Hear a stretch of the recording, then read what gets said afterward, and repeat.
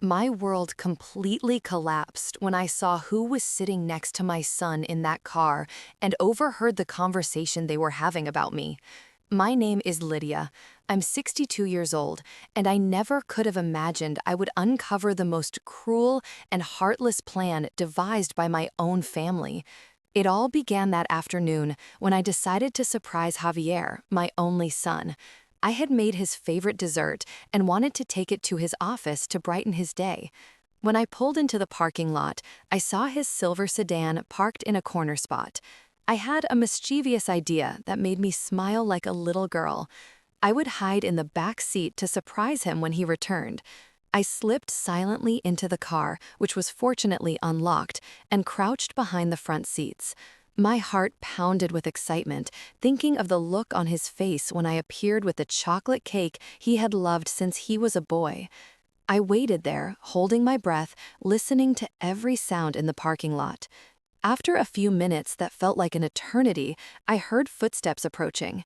The car doors opened, and Javier got in the driver's seat, but then another person took the passenger seat. It was a woman. At first, I thought she might be a coworker until I heard her voice and immediately recognized it as Raquel, his wife. My first reaction was one of tenderness. How sweet that they had decided to leave work together. But my smile faded as they began to talk. The first words that came out of Raquel's mouth were like daggers to my heart. "Are you absolutely sure no one will suspect anything when it happens?" she asked, in a cold voice I had never heard before. "Raquel, we've talked about this 1,000 times. The plan is perfect. Mom will have a very natural, very believable accident. No one is going to question it when a woman her age slips on the stairs in her old house," Javier replied, in a tone that chilled me to the bone. The air seemed to escape from my lungs. I couldn't be hearing what I thought I was hearing. My son, my only son, the boy I had raised alone after his father died when he was just 8 years old, was planning to kill me? And after the funeral, when everything calms down, we can sell that old house and move into the subdivision we've always wanted. With the $200,000 that property is worth, plus the savings she has put away, we can live like we've always dreamed, Raquel continued with a perverse excitement in her voice. My mind went numb. That house she called old was the place where I had sacrificed everything to give Javier the best life possible. Every room held memories of sleepless nights when he was sick, of birthdays celebrated with little money but lots of love, of afternoons doing homework together at the kitchen table. "Alvin and Patricia are on board, right?" Javier asked. And hearing those names, my heart broke even more. Alvin was my older brother, and Patricia, his wife, were also involved in this diabolical conspiracy. Of course they are. Your uncle is desperate for the money ever since he lost his job, and Patricia won't stop reminding me that your mother has always been very stingy with them. She says it's time for the family to get what they deserve. Raquel replied with contempt. Stingy. That word echoed in my mind like a painful echo. I had worked cleaning houses since I was 18 to support my son. I had even sold my wedding jewelry to pay for his college tuition. I never bought myself a new dress so he could have everything he needed. The life insurance is going to help too. That's another $100,000 we'll get, with no problems, Javier added. And in that moment, I knew there was nothing left of the sweet boy I had raised. My tears began to fall silently as I remained crouched, praying they wouldn't discover me. My body trembled, not only with fear, but with a sadness so profound I felt like I was going to break in two. The conversation continued for several more minutes, detailing every aspect of my planned death. They had thought of everything, the exact moment, how to make it look accidental, even how they would act at the funeral to appear heartbroken. When they finally got out of the car and walked away, as if nothing had happened, I waited another 10 minutes before I dared to move.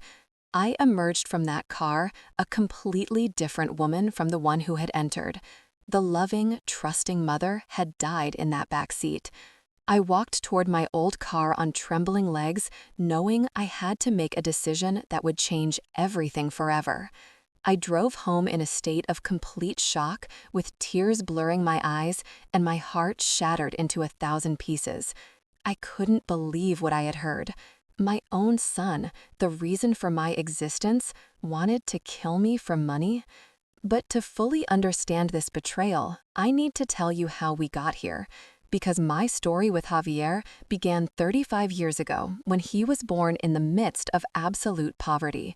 His father, Robert, died in a construction accident when Javier was just 8 years old. He left us with no insurance, no savings, nothing but a small, very old house we had bought with great sacrifice. Overnight, I became a single mother with a child to support and no formal education beyond high school. I started working cleaning houses at the age of 20. I woke up every day at 5 in the morning, made breakfast for Javier, took him to school, and then drove all over the city cleaning offices, houses, apartments, whatever was necessary to bring money home. My hands became rough from the cleaning chemicals. My back bent from carrying heavy buckets, but I never complained. Javier was a bright child, always the best in his class. His teachers constantly told me he had a brilliant future ahead of him, that I had to make sure he went to college. Those words became my life's mission.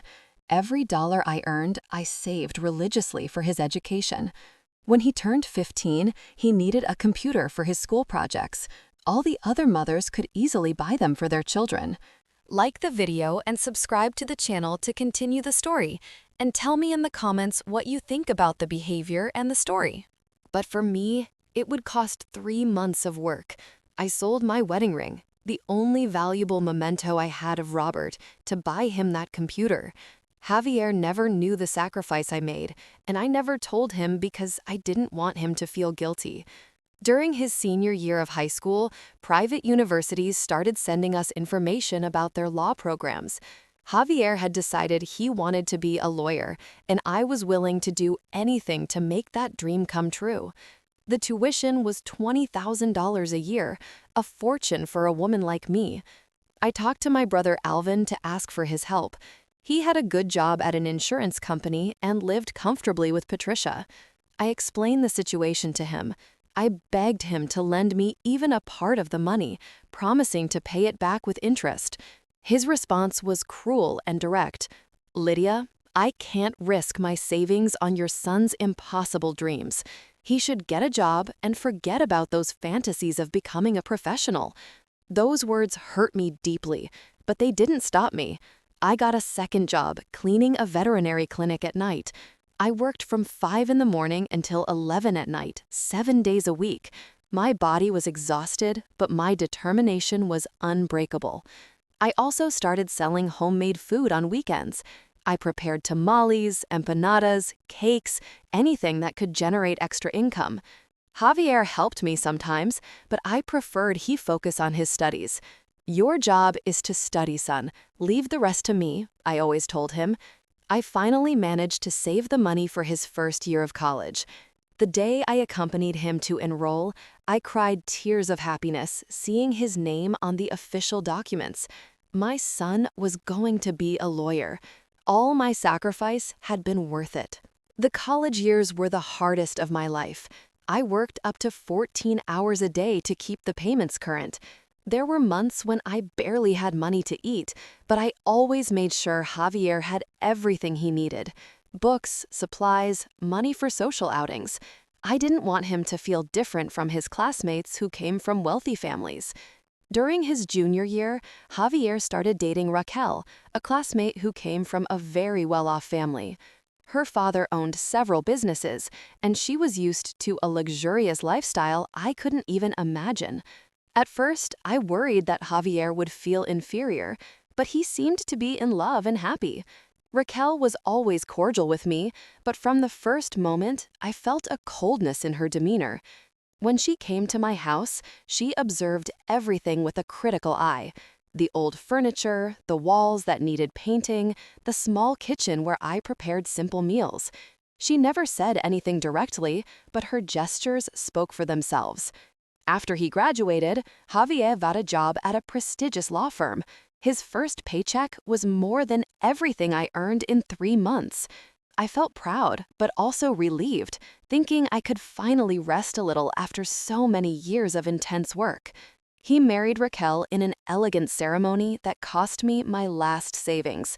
She had insisted on a wedding appropriate for their social position, and even though the expense left me with no money, I wanted my son to be happy. During the reception, I heard some guests commenting about the groom's humble mother with a certain disdain, but I tried to ignore it. After the wedding, Javier's visits became less frequent. Raquel always had excuses: social commitments, work trips, family gatherings with her parents. When they did visit, the conversation centered on their new life, the luxurious apartment they had rented, the expensive restaurants where they dined, the plans to move to an even bigger house. I continued to work, but now only part-time. At 60 years old, my body could no longer handle the grueling hours of before. I had managed to save about $50,000 over the years, money I kept religiously for emergencies or to help Javier if he ever needed it. My relationship with my brother Alvin also deteriorated over time. After Javier graduated and got a job, Alvin started making sarcastic comments about how some people are lucky with their successful children. Patricia was even worse, always implying that I had been selfish for investing so much in Javier's education instead of helping the extended family. What hurt me the most was seeing how Javier was starting to change. His values, his way of speaking, even the way he dressed became different. Sometimes, when he talked to me, I detected a condescending tone that broke my heart. It was as if he was ashamed of his humble origins. 6 months ago, Javier and Raquel started talking about buying a house in an exclusive area of the city. The properties there cost more than $500,000, an amount that was incomprehensible to me. When I asked him how they planned to pay for it, he responded vaguely about investments and business opportunities. I also noticed that conversations about money became more frequent during their visits. Subtle questions about the value of my house, about my savings, about whether I had life insurance. At the time, I thought it was filial concern, that he wanted to make sure I was financially okay. Now, sitting in my kitchen after having heard that horrible conversation in the car, all the puzzle pieces began to fit together. The changes in his personality, the questions about money, Raquel's influence, the complicity of Alvin and Patricia, it had all been part of a macabre plan that had been brewing for months. My son, for whom I had sacrificed my entire life, wanted to kill me to inherit my assets and collect my life insurance? The irony was cruel. The money they wanted to murder me for had been earned for the sole purpose of giving him the best life possible. I couldn't sleep a single minute that night. I lay awake in my bed, staring at the ceiling, trying to process the enormity of what I had discovered. My mind wouldn't stop replaying every word of that diabolical conversation. Over and over again, I heard Raquel's cold voice talking about my death as if it were a business transaction, and my son's voice, my own son, agreeing to the details of my murder. At dawn, I got up with a determination I didn't know I had. If they wanted to play dirty, I could too. But first, I needed to fully understand what I had become to them. I decided to do something I had never done in my life: spy on my own family. Over the next few days, I began to observe Javier and Raquel's behavioral patterns. I parked discreetly near their apartment in the mornings, followed them from a distance when they went out, and paid attention to every detail of their conversations when they visited me. What I discovered horrified me even more. Their lifestyle was completely unsustainable with the income they had. Javier earned a good salary as a lawyer, about $6,000 a month, but Raquel had stopped working after the wedding, and their expenses were excessive. They ate at restaurants that cost more than $200 a dinner. Raquel bought $1,000 designer handbags, and they had rented an apartment with a monthly rent of $3,000. I also found that they had accumulated enormous debts. I accidentally overheard a phone call where Javier was arguing with someone from the bank about late credit card payments. They owed more than $50,000 in loans and cards, and the interest was accumulating quickly. The financial pressure had driven them to desperation, and I represented their only way out. My house, which they had valued at $200,000, my life insurance policy of $100,000, and my savings of $50,000 totaled exactly the amount they needed to save their financial situation and buy their dream house. But the most devastating thing was discovering that my brother Alvin was not only involved, but he had been the one who had originally suggested the idea. One afternoon, while cleaning the office where Patricia worked, I overheard a phone conversation that took my breath away. "Lydia has always been so selfish with her money," Patricia was saying to someone on the phone. "Alvin is right. It's time for the family to get what they deserve. That stingy old woman is going to die sooner or later. Why wait? We need that money too. Alvin lost his job 3 months ago, and we haven't been able to pay the mortgage." I stood paralyzed behind her office door. My brother had lost his job and hadn't told me anything. Instead of asking me for help as family, he had decided it was better to kill me to get the money. That same night, I decided to confront Alvin directly. I went to his house without warning, something I never did, and knocked on the door with my heart pounding violently. When he opened it, his face showed surprise and a flicker of what looked like guilt. "Lydia, what are you doing here so late?" he asked without inviting me in. "Alvin, I need to talk to you. Can I come in?" I said, trying to keep my voice calm. We went into the living room where Patricia was watching television. She greeted me coldly, as she always had for the past few years. I sat on the sofa and decided to get straight to the point. "Alvin, is it true that you lost your job?" I asked, watching his reaction carefully. His face turned red, and Patricia immediately turned off the television. "How did you find out?" he asked defensively. "It doesn't matter how I found out. What matters is that you're my brother, and you didn't tell me anything. Why didn't you ask me for help?" Alvin and Patricia exchanged glances that confirmed my worst suspicions. There was a silent communication between them, as if they had rehearsed this conversation. "Lydia, you've always had your own problems. We didn't want to bother you," Patricia replied with a false smile that didn't reach her eyes. "Patricia, I'm his sister. If Alvin needed help, I would be willing to help him. I have some savings." At that moment, I saw something horrible in my brother's eyes. It wasn't gratitude or relief, but resentment. "Some savings?" he asked sarcastically. "Lydia, we all know you have a lot more than just some savings.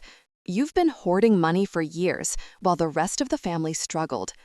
His words hit me like slaps. "Alvin, I earned that money by working 14 hours a day to give my son an education. I didn't hoard it. I sacrificed everything for him." "Exactly," Patricia interrupted with venom in her voice. "Everything for Javier. You never thought about helping your own brother. When he needed money for college, you told him no. But for your little prince, Javier, there was always money." The conversation was getting aggressive, and I could feel the hostility growing in the room. It was as if years of accumulated resentment were bubbling to the surface. "You don't understand," I tried to explain. "I wanted Javier to have opportunities we never had. I wanted to break the cycle of poverty in our family." "And what about breaking the cycle of favoritism?"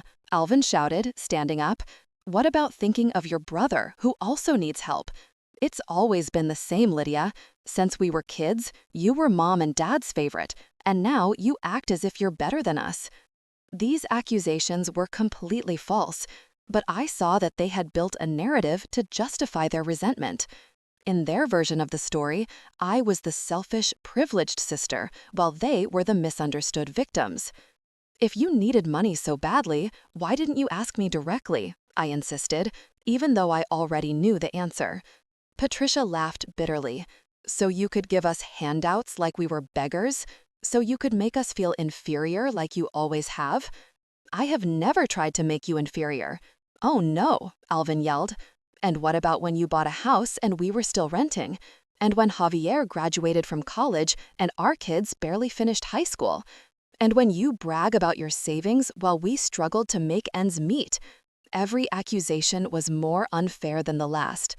I had worked like a slave to get everything I had. I hadn't inherited anything. I hadn't been lucky. I had sweated blood for every dollar.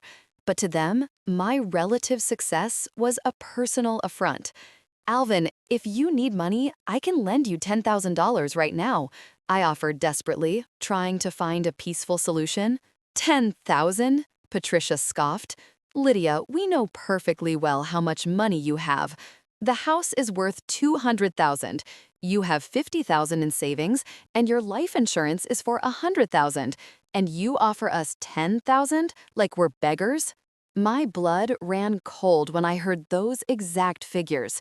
They knew too much about my financial situation. Someone had been investigating my finances in great detail. How do you know so much about my money? I asked with a trembling voice. Alvin and Patricia fell silent, but their faces gave them away. They had said more than they should have. I got up from the sofa on shaky legs. I think I have my answer, I said, heading for the door. Lydia, wait, Alvin yelled behind me, but I was already leaving the house. That night, I confirmed what I already knew. My own family saw me as an obstacle between them and the money they believed they deserved. It wasn't just Javier and Raquel, it was an entire family conspiracy that had been growing silently for months. The following days were the darkest of my life. I found myself in a situation I never imagined, knowing that my own family planned to murder me, but unable to turn to anyone. Who do you tell that your son wants to kill you? Who would believe you? Besides, I had no concrete proof, just a conversation I had overheard hidden in a car. I decided I needed more evidence before taking any action. If I was going to fight them, I had to be completely prepared. I began to document everything, their behavioral patterns, their conversations, their visits, anything that could serve as evidence later. I also made a decision that terrified me, but I knew was necessary. I was going to let them believe their plan was working. If I acted suspiciously or confronted Javier directly, they could change their strategy and become even more dangerous. Instead, I decided to continue playing the role of the naive, trusting mother. 3 days after my confrontation with Alvin, Javier called me to invite me to dinner. His voice sounded especially affectionate on the phone, which gave me goosebumps knowing what he really thought of me. Mom, Raquel and I want to take you to that Italian restaurant you like so much, he said in a sweet tone. We haven't spent time together as a family in a while. The restaurant he mentioned was one we had only gone to once more than a year ago, and I hadn't liked it particularly. But I feigned excitement. How sweet, son. I love the idea. Perfect. We'll pick you up Friday at 7. And Mom, wear your favorite green dress. We want you to look nice. That specific reference to my clothing seemed strange to me, but I accepted without asking questions. After I hung up, I wondered why he would have mentioned that particular dress. It was one I had bought 2 years ago, one of the few expensive dresses I had allowed myself to buy in my entire life. Friday afternoon, I carefully got ready. I put on the green dress as he had asked, fixed my hair, and put on a little makeup. As I looked at myself in the mirror, I tried to ignore the voice in my head that told me this could be my last dinner. Javier and Raquel arrived punctually at 7. Javier looked nervous, though he tried to hide it with forced smiles and superficial comments about the weather. Raquel, on the other hand, seemed completely calm, almost cheerful, which I found even more disturbing. On the way to the restaurant, the conversation was strangely formal. They talked about Javier's work, about some supposed vacation plans, about anything but us as a family. I responded automatically, but my mind was completely focused on observing every detail of their behavior. At the restaurant, Raquel insisted I order the most expensive dish on the menu. Lydia, we're paying for everything tonight. Order whatever you want without worrying about the price, she said with a smile that didn't reach her eyes. During dinner, they began to ask seemingly casual questions about my health. How had I been feeling lately? Had I had dizziness, problems climbing stairs? Had I updated my health insurance recently? Mom, we're worried about you living alone in that big house, Javier said in a concerned tone. The stairs are steep. What if you were to fall? Oh, son, don't worry. I've lived in that house for 30 years. I know every step perfectly, I replied, trying to sound nonchalant. But Mom, Raquel insisted, accidents don't care how long we've lived in a place. The way she said accident gave me goosebumps. It was as if she was testing the word, seeing how it sounded out loud. And Mom, Javier continued, have you thought about making a will? I know it's uncomfortable to talk about these things, but it's important to have everything in order. There it was. The real reason for this dinner.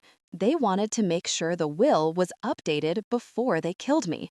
Well, I do have a basic will that I made a few years ago. I partially lied.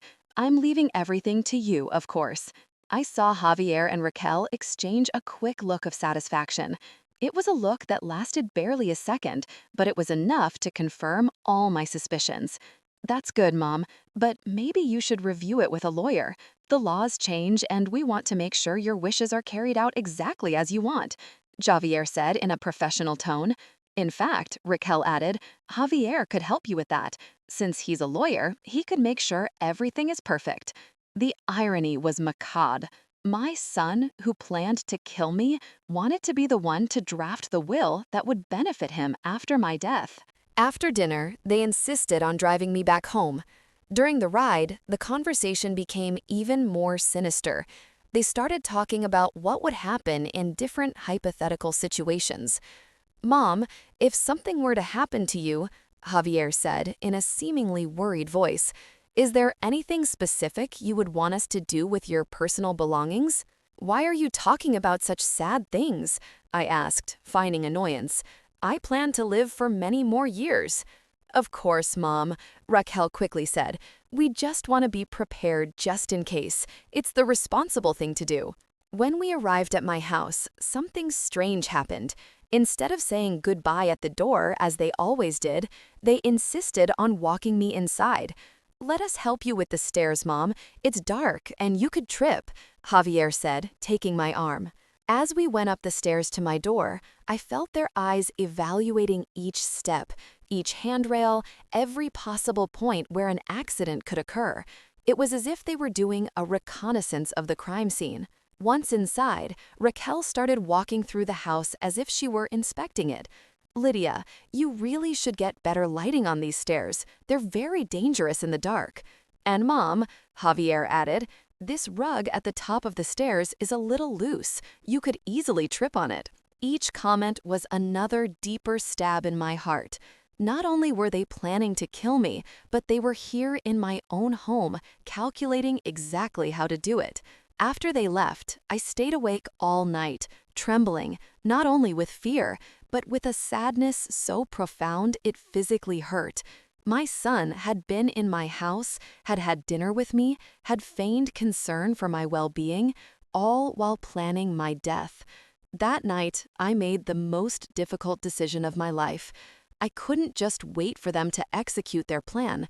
I couldn't continue living with the constant terror of knowing that every day could be my last. I had to act, but in a way they would never expect. If they wanted me to have an accident, then that's exactly what they were going to get, but it would be an accident that I would completely control. I began to plan my own fake death. Planning my own death was the most surreal and terrifying experience of my life. For entire days, I stayed awake thinking about every detail, every possible failure, all the ways my plan could go wrong. But I knew it was the only way to expose my family and save my own life. First, I needed help, and there was only one person in the world I completely trusted, my neighbor, Beatrice. She was 70 years old, had been a nurse her entire life, and we had been close friends for more than 20 years. If anyone could help me with this impossible plan, it was her. One morning, after making sure no one was watching me, I went to her house with my heart pounding violently. When she opened the door, she immediately noticed my agitated state. "Lydia, what's wrong? You look terrible," she said, inviting me in. We sat in her kitchen where we had had coffee hundreds of times over the years, but this conversation would be different from all the others. "Beatrice, what I'm about to tell you is going to sound crazy, but I need you to listen carefully." I began in a trembling voice. I told her everything, from the conversation I had overheard in the car to the sinister dinner, from the confrontation with my brother to the strange visits to my house. Beatrice listened to me in silence, but I saw her expression change from surprise to horror and finally to indignation. "My God, Lydia, this is monstrous," she said, finally taking my hands in hers. "Beatrice, I need your help. I have a plan, but I can't do it alone." I explained my idea to her. I was going to fake my own death in a way so convincing that even the paramedics would believe I had died. Beatrice, with her medical experience, could help me simulate the vital signs of a deceased person for long enough for them to declare me dead and begin the procedures. "Lydia, do you realize how dangerous this is?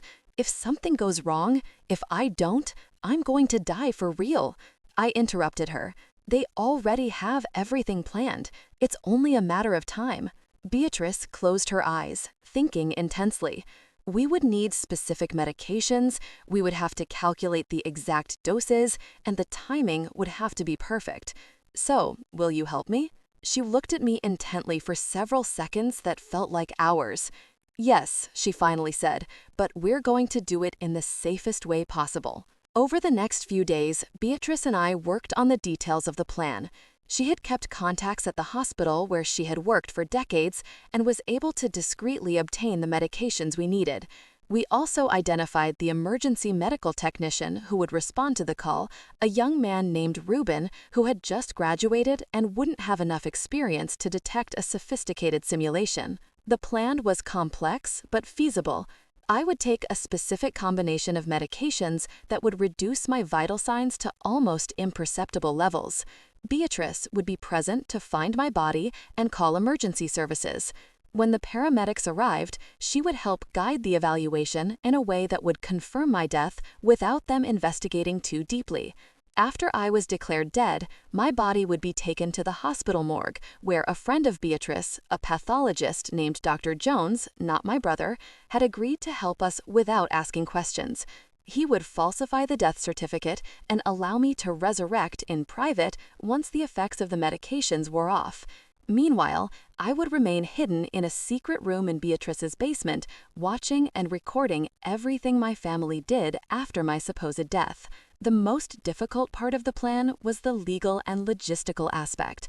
We needed to ensure there wouldn't be an autopsy, which meant my death had to look natural and expected for a woman my age.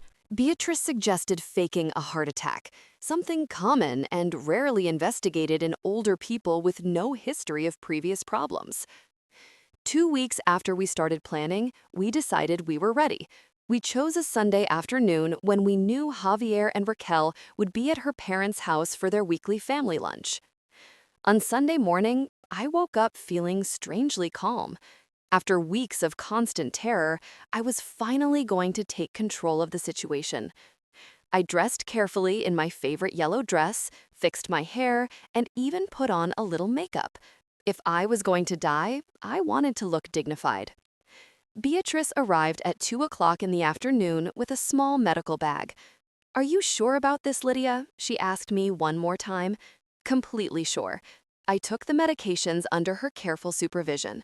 The taste was bitter and unpleasant, but I tried not to think about it. "How long until it takes effect?" I asked. "Between 15 and 20 minutes. You'll feel drowsy first. Then your breathing will become shallow and your pulse will decrease dramatically. It will be like entering a very light coma." The next few minutes were the longest of my life. Beatrice monitored my vital signs constantly, noting every change in a notebook. Gradually, I began to feel as if I were floating, disconnected from my body. "Lydia, can you hear me?" Beatrice asked. I wanted to answer, but my voice wouldn't come out. I could hear her perfectly, but it was as if I were paralyzed. It was terrifying and fascinating at the same time. Perfect. Your vital signs are exactly where we need them to be. Now I'm going to call 911. I heard her dial the phone and start to play the most important role of her life. Please hurry. I found my neighbor unconscious in her house. I think she's dead. She's not breathing. She doesn't have a pulse. Hurry. While we waited for the paramedics to arrive, Beatrice carefully positioned me on the floor of my living room, arranging my body in a natural position for someone who had collapsed from a heart attack. Everything is going to be all right, Lydia, she whispered in my ear. In a few hours, this will be over, and we'll have all the evidence we need. I heard the sirens approaching, and my heart would have started pounding violently if I had had any control over it. This was the moment of truth. If something went wrong with Beatrice acting, if the paramedics were more experienced than we expected, if there was some detail we had overlooked, the whole plan would fall apart. The paramedics entered my house with their medical equipment, and from my semi-conscious state, I could hear fragments of their evaluation. 62-year-old female, unresponsive. I don't detect a pulse. Respiration is imperceptible. How long has she been like this? I found her a few minutes ago, Beatrice replied in a broken voice that sounded genuinely distressed. I came to visit and the door was open. I found her like this on the floor.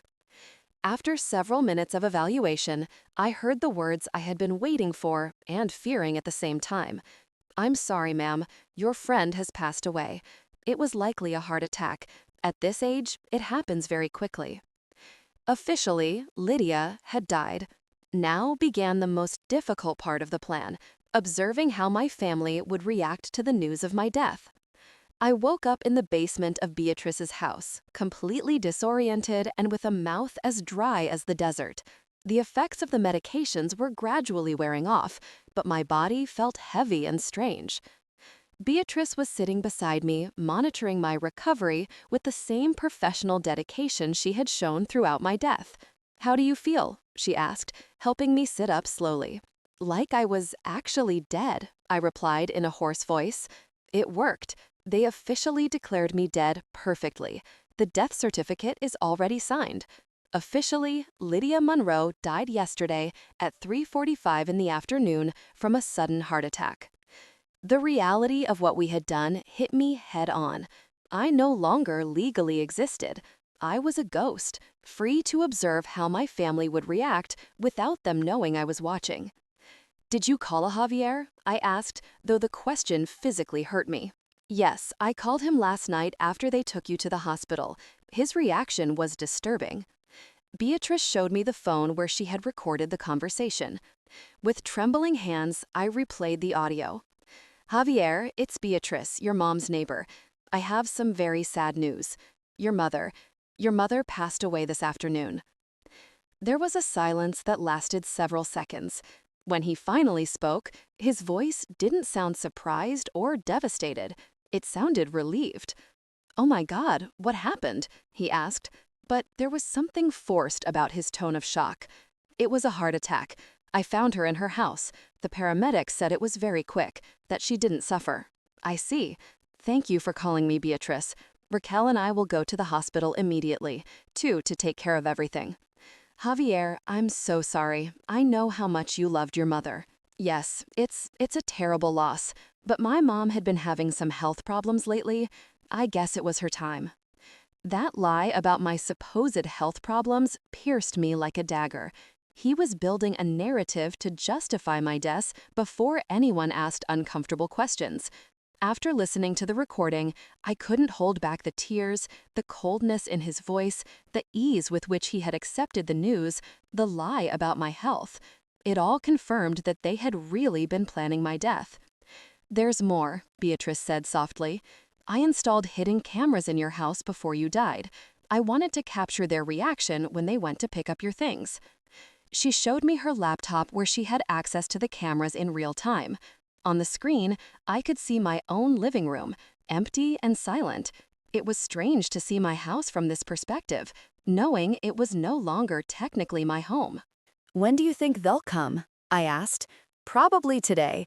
People don't usually wait long to go through the belongings of the deceased, especially when money is involved." "We didn't have to wait long. Around noon, we heard the sound of keys in the lock of my house. Javier, Raquel, Alvin, and Patricia entered together like a well-coordinated team. What I saw next tore my soul to shreds.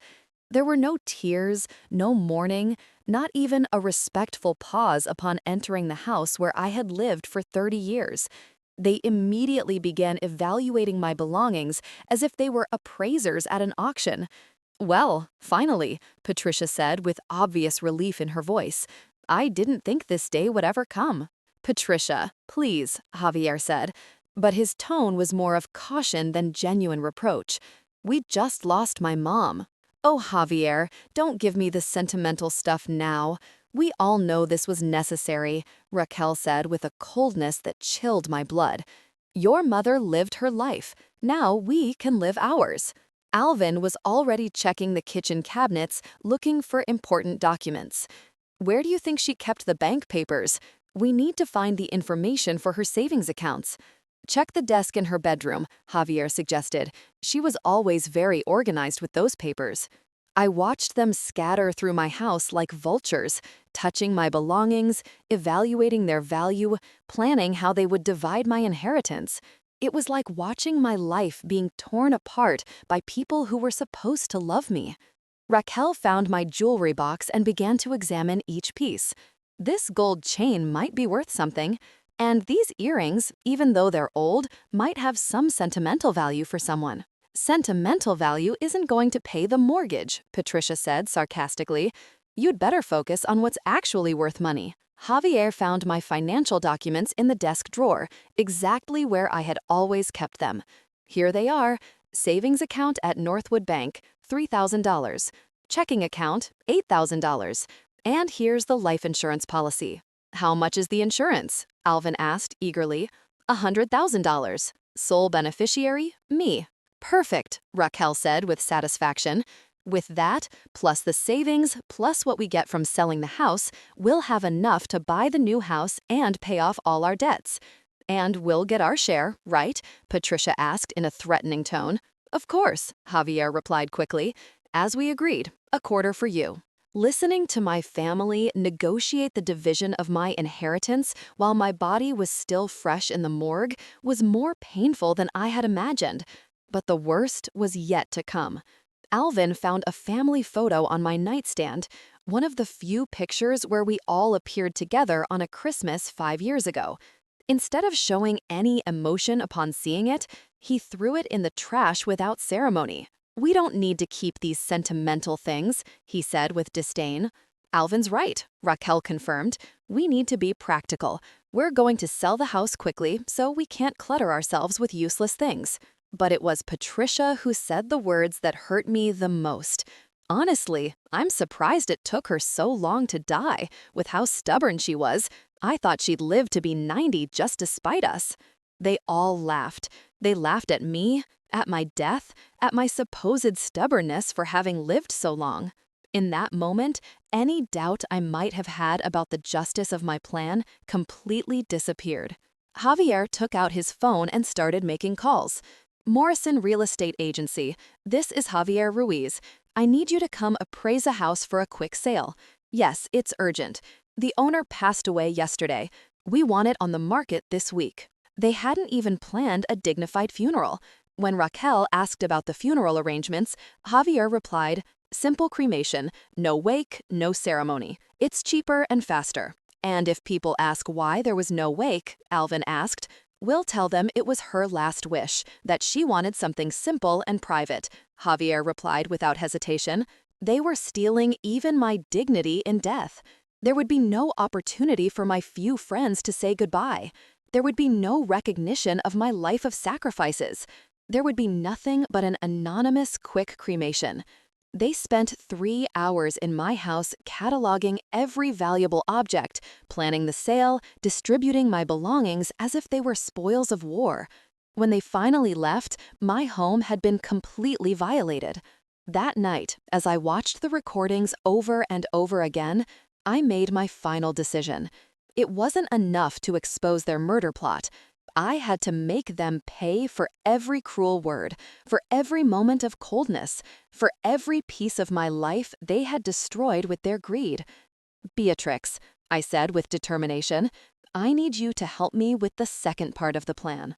What do you have in mind? She asked, although from her expression I could see she already knew it would be something dramatic. I'm going to rise from the dead at the most humiliating possible moment for all of them, and when I do, I'm going to make sure the whole world knows exactly what kind of people they really are. My family believed they had won the lottery with my death. They had no idea that the real lottery was just beginning and they had bet on the wrong number. The next few days were an emotional roller coaster that took me from the deepest anger to a steely determination I didn't know I possessed.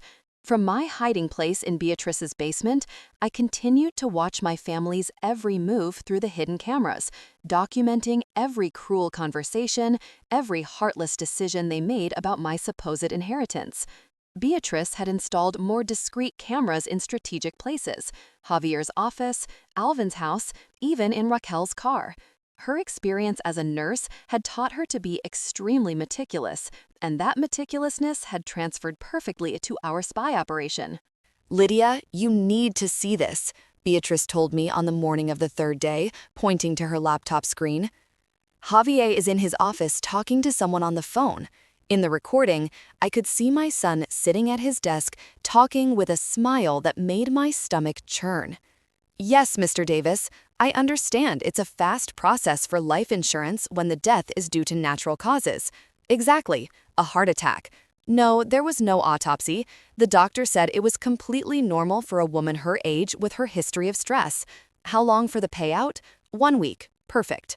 What impacted me the most was his completely nonchalant tone. There was no trace of pain, not even the discomfort one would expect from someone who had just lost their mother. He sounded like a businessman closing a routine deal. After he hung up, he immediately dialed another number. Raquel, it's me. Good news. The insurance will be processed this week. $100,000 clean. Yes, I already called the real estate agency. They're coming tomorrow to appraise the house. What? No, I haven't had time to think about feelings. We have to be practical. That last phrase broke my heart. His mother had died just 3 days ago, and he didn't have time for feelings? But what truly prepared me for the final phase of my plan was a conversation we captured that same afternoon between Raquel and Patricia at a downtown cafe. You know what the best part of all this is? Raquel said, sipping her latte. That we finally got rid of that burden. Javier always felt guilty for not visiting her more, for not giving her more money. Now he can live his life without that constant pressure. Oh yes, Patricia replied enthusiastically. And the best part is that no one will ever suspect a thing. It was Alvin's perfect plan. An old lady in her 60s dying of a heart attack. Who's going to question that? Exactly. And now we all win. You and Javier can buy your dream house, Alvin can pay off his debts, and I can finally stop pretending I liked that bitter old woman. Hearing Raquel call me a bitter old woman after years of me treating her like a daughter was the final straw. In that moment, any last shred of maternal or familial love that might have remained in my heart completely evaporated. Beatrice, I said that night, you have contacts in the media, don't you? A few. Why? Because I want my resurrection to be public. I don't want them to find out in private and have time to make excuses or manipulate the situation. I want the whole world to see exactly who they are. Beatrice smiled for the first time since this nightmare had begun. I have a friend who works at Channel 7 News, Maria Elena Vargas, the investigative reporter. She loves these kinds of stories. Perfect. When can we meet with her? The next day, Maria Elena came to Beatrice's house at night after making sure no one had followed her. She was a woman in her 40s with intelligent eyes and that energy that characterizes good journalists. Mrs. Monroe, she said after we explained the entire situation to her, this is absolutely incredible. If you have the evidence you say you do, this could be the story of the year. We showed her the video and audio recordings we had compiled over the past few days. I watched her take notes furiously as she listened to my family's conversations, and her expression changed from professional skepticism to genuine outrage. "This is monstrous," she murmured, after watching the recording where Patricia suggested they had been waiting for my death for years, and they planned to have a meeting to officially divide the inheritance. I added, "Yes," I replied. "Javier once told me that when something happened to any family member, we would have a formal meeting to read the will and distribute the assets. He said it was the civilized thing to do." "When do you think that meeting will be?" she asked. "Probably next Saturday. That's when the whole family is usually available." Maria Elena closed her notebook and looked me directly in the eyes. "Mrs. Monroe, if we do this, there's no going back. Once it airs, your life and your family's lives will change forever." "They already changed forever the day they decided to kill me for money," I replied without hesitation. "Now I want the whole world to know what kind of people they really are." Over the next few days, Maria Elena and her team prepared everything for what they called the most dramatic resurrection in the history of local television. They installed additional cameras in my house, coordinated with the police department to have officers ready to arrest my family for conspiracy, and even contacted a judge to be present during the revelation. The plan was simple but devastating. My family would gather at my house on Saturday afternoon for the official reading of the will. While they were discussing how to divide my inheritance, I would appear at the front door, accompanied by the television cameras, the police, and all the evidence of their conspiracy. On Friday night, Javier called all the family members to confirm the meeting.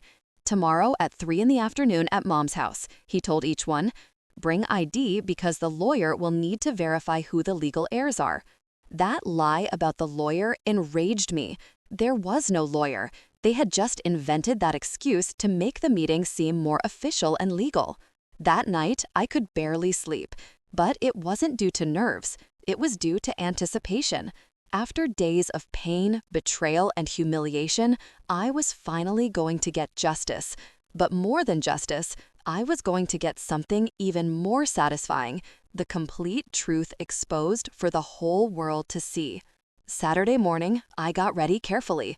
I put on the red dress I had bought for Javier's wedding. I did my makeup as if it were a special occasion and fixed my hair impeccably. If I was going to rise from the dead, I wanted to look absolutely radiant. "Are you ready for this?" Beatrice asked me as she checked the recording equipment one last time. "I've been ready since the moment I heard my son planning my death," I replied with a calm that surprised me. "Today, they're going to find out that Lydia Monroe isn't so easy to kill." Maria Elena arrived with her camera crew at 2 in the afternoon. "The hidden cameras show they're already arriving at your house," she informed me. "Your brother and sister-in-law just got here. Your son and daughter-in-law are parking now." I watched on the screens as my family entered my house for the last time as heirs. They didn't know that in an hour their lives would turn into a public nightmare from which they would never recover. "Mrs. Monroe," Maria Elena said to me, "seriously, in a few minutes you're going to walk through that door and confront the people who plan to kill you. Is there anything specific you want to say to them?" I smiled for the first time in weeks. "Oh yes, I have a lot to say to them." At 3:15 in the afternoon, as I watched my family through the hidden cameras settling into my own living room to divide my inheritance, I felt a mix of nerves and determination that I had never experienced in my life. It was as if all the years of sacrifice, humiliation, and pain had concentrated into this definitive moment.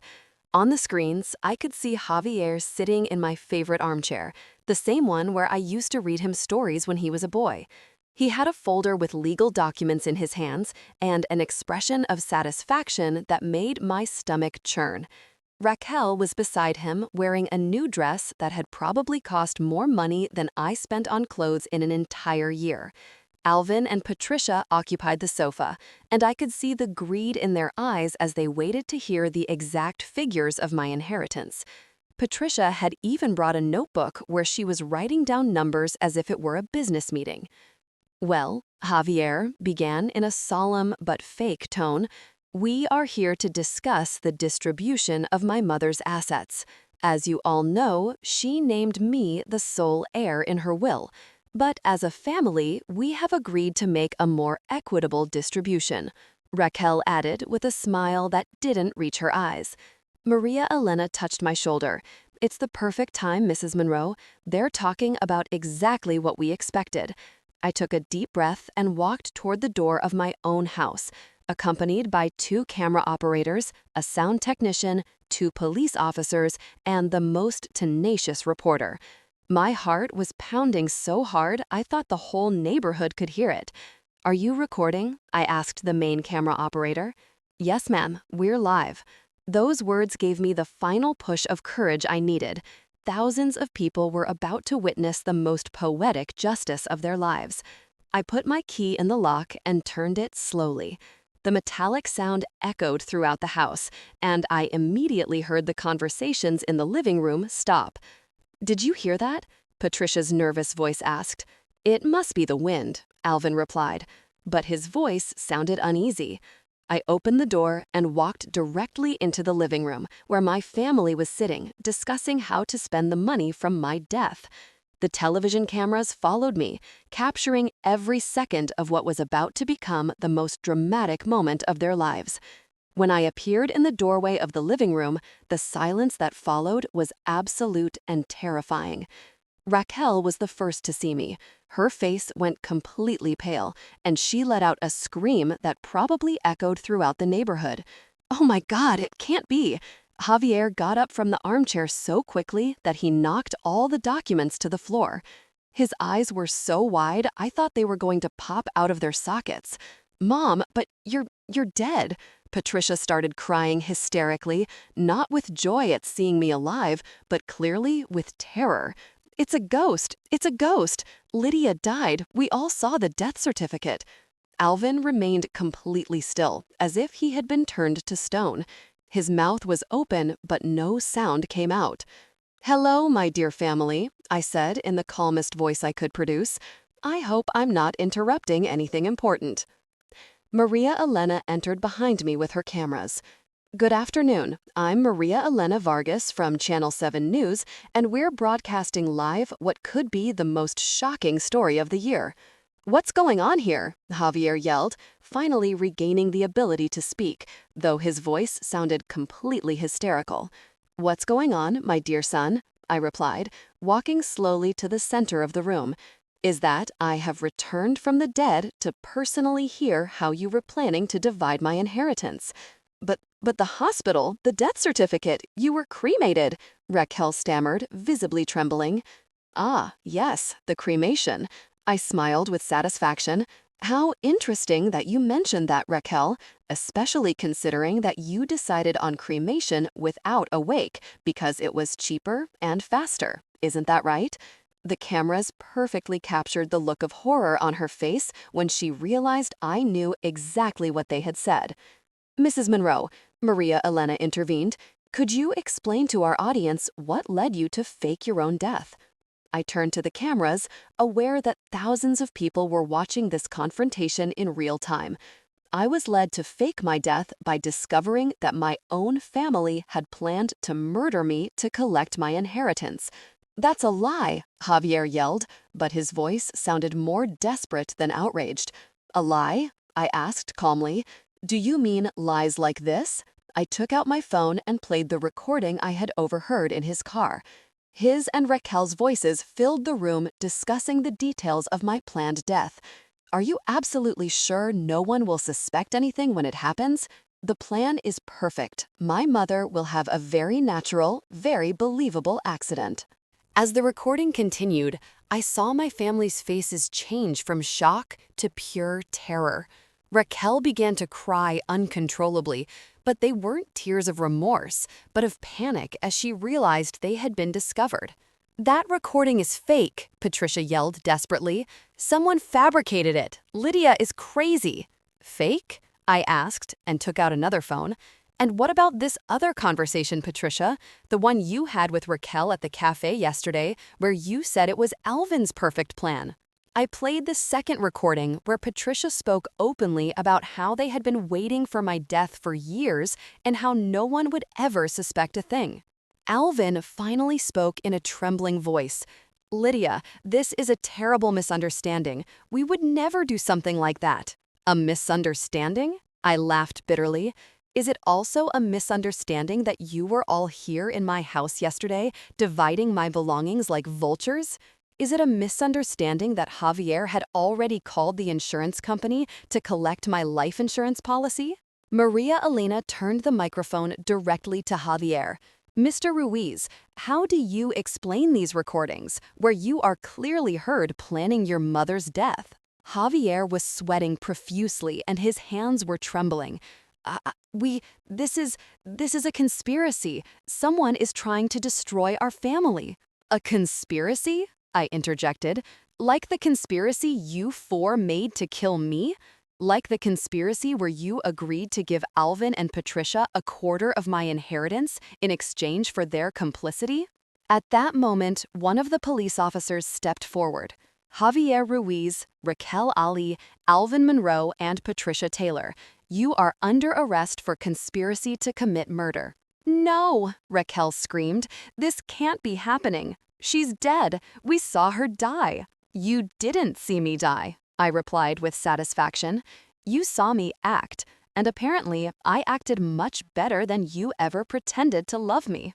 As the officers began to handcuff my family, Maria Elena continued with the live interview. "Mrs. Monroe, how does it feel to confront the people who plan to kill you?" "It feels like justice," I replied, looking directly at the cameras. "For 35 years, I sacrificed everything for my son. I worked 14 hours a day, sold my jewelry, gave up my own life to give him the education and opportunities he needed. And this is how he repaid me, by planning my death for money?" Javier, with his hands now cuffed, looked at me with a mixture of hatred and despair. "Mom, please, this is a mistake. I love you. I've always loved you." "You love me?" I asked, in a voice that was broken but strong. "Do you love someone you plan to kill for $200,000?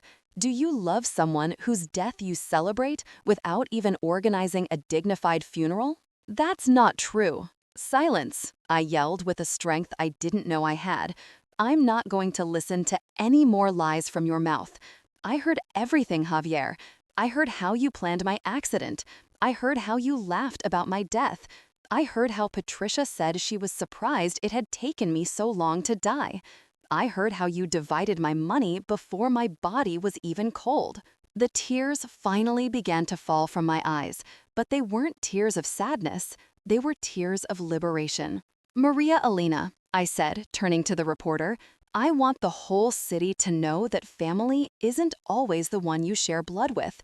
Real family is the one that loves you unconditionally, that takes care of you when you're vulnerable, that mourns your death instead of celebrating your inheritance." As the officers led my son, my daughter-in-law, my brother, and my sister-in-law away, Javier yelled at me from the door.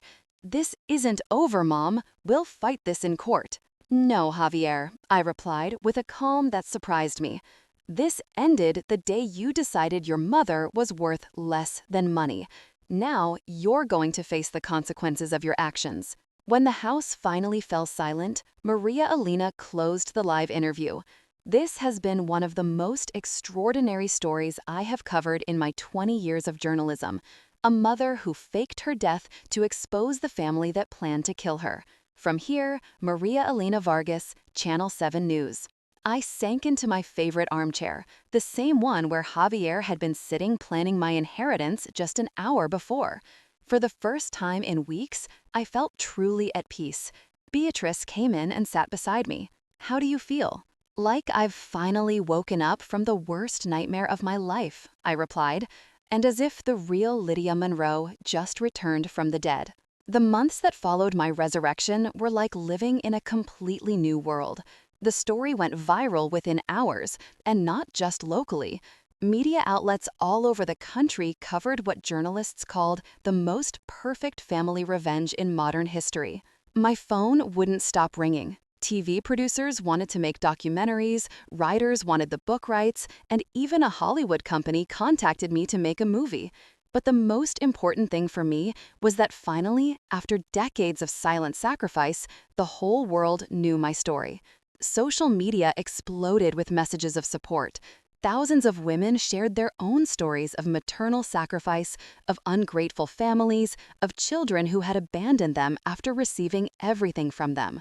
I became, without wanting, the voice of all the mothers who had given everything for their families, only to be betrayed in the end. The legal process was faster than expected.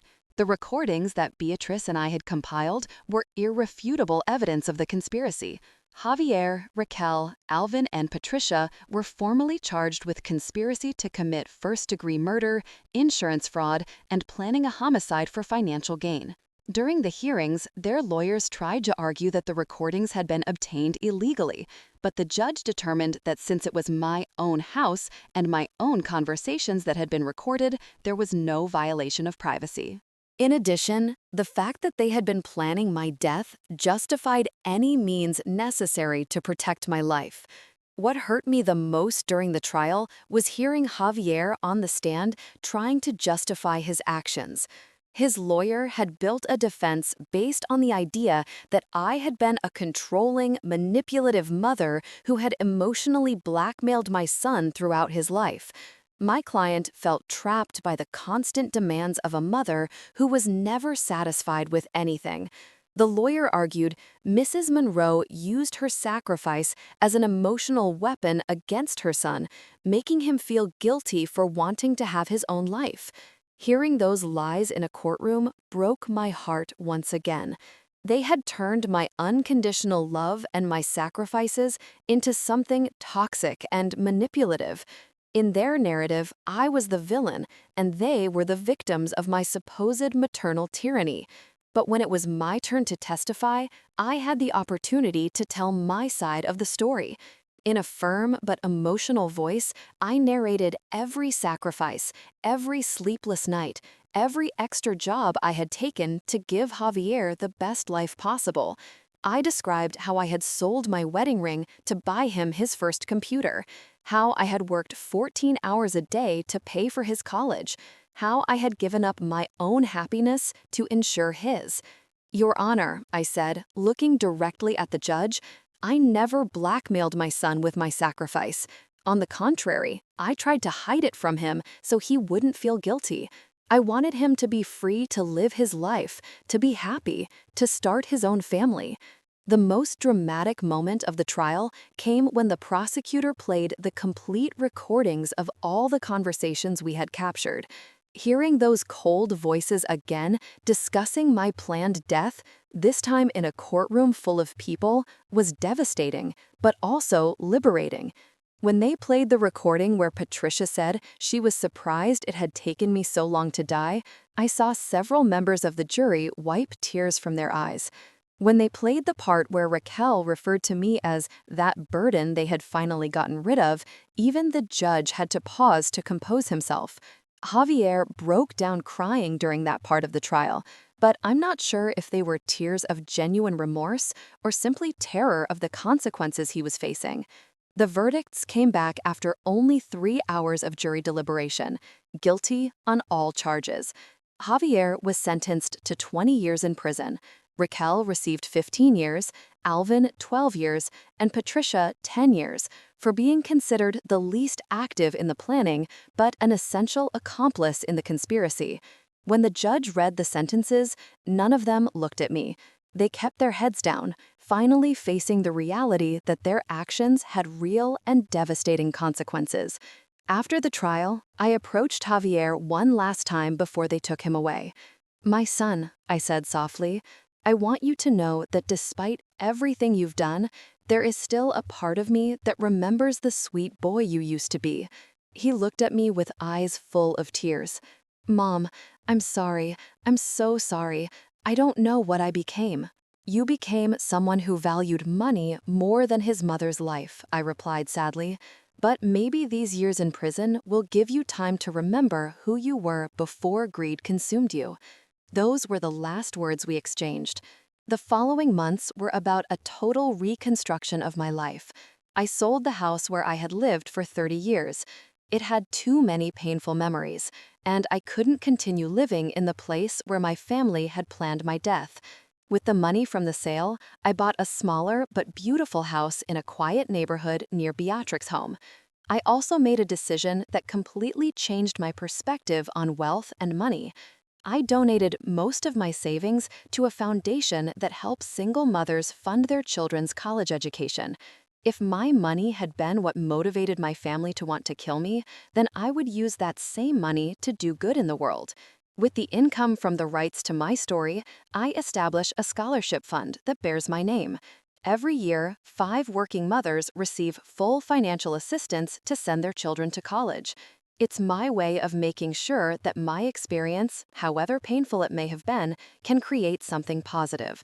But the most significant change in my life was the discovery of a new family. Through the letters and messages I received after my story went public, I met dozens of people who had gone through similar experiences.